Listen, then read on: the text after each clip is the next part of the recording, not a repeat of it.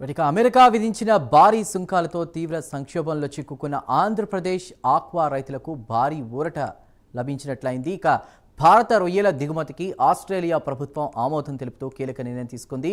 చాలా కాలంగా white spot virus కారణంగా మన రొయ్యలపై ఉన్నటువంటి అడ్డంకులు ఈ నిర్ణయంతో తొలగిపోయాయి. ప్రస్తుతం ఆస్ట్రేలియా పర్యటనలో ఉన్న ఏపీ ఐటీ విద్యాశాఖ మంత్రి నారా లోకేష్ ఈ శుభవార్తను ఎక్స్ వేదికగా పంచుకున్నారు.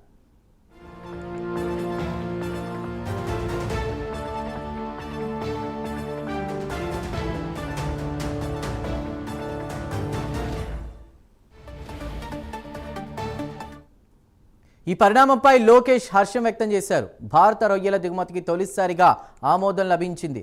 ఇందుకు విశేషంగా కృషి చేసిన భారత్, ఆస్ట్రేలియా ప్రభుత్వాలకు నా ప్రగాఢ కృతజ్ఞతలని ఆయన తెలిపారు. కేవలం ఒకే మార్కెట్పై ఆధారపడకుండా నూతన మార్కెట్లను అన్వేషించడం ద్వారా నష్టాలను తగ్గించుకోవాలని ఆయన అభిప్రాయపడ్డారు. ఇక తన పర్యటనలో భాగంగా సముద్ర ఉత్పత్తుల వాణిజ్యంపై ఆస్ట్రేలియాతో భాగస్వామ్యాన్ని బలోపేతం చేసేందుకు లోకేష్ చర్చలు జరుపుతున్నారు. Sea food industry Australia SIA CEO Veronica Papakosta, engagement manager Jasmine కెల్హర్లతో ఆయన సమావేశమయ్యారు. ఇక సుస్థిర ఆక్వాకల్చర్ వాణిజ్య అవకాశాలపై వారితో చర్చించారు కూడా. భారత సముద్ర ఉత్పత్తుల ఎగుమతుల్లో 60% వాటాతో ఆంధ్రప్రదేశ్ అగ్రస్థానంలో ఉంది. 2024-25 ఆర్థిక సంవత్సరంలో ఈ ఎగుమతుల విలువ దాదాపు $7.4 బిలియన్, అంటే సుమారు మన ఇండియన్ కరెన్సీలో 66,000 కోట్లని లోకేష్ ఈ సందర్భంగా గుర్తు చేశారు.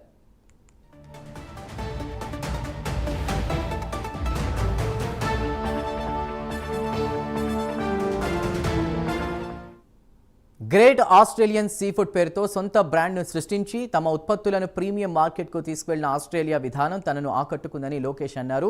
వారి నుంచి ఎంతో నేర్చుకోవాల్సి ఉందని, ఏపీ సీఫుడ్ పరిశ్రమకు అవసరమైన మద్దతు అందిస్తామని ఆయన హామీ ఇచ్చారు. కాగా అమెరికా సుంకాల వల్ల ఏపీలోని ఆక్వా రంగం సుమారు 25,000 కోట్ల నష్టాలను చవిచూసిందని, 50% ఎగుమతి ఆర్డర్లు రద్దయ్యాయని ముఖ్యమంత్రి చంద్రబాబు గత నెలలో ఆవేదన వ్యక్తం చేశారు.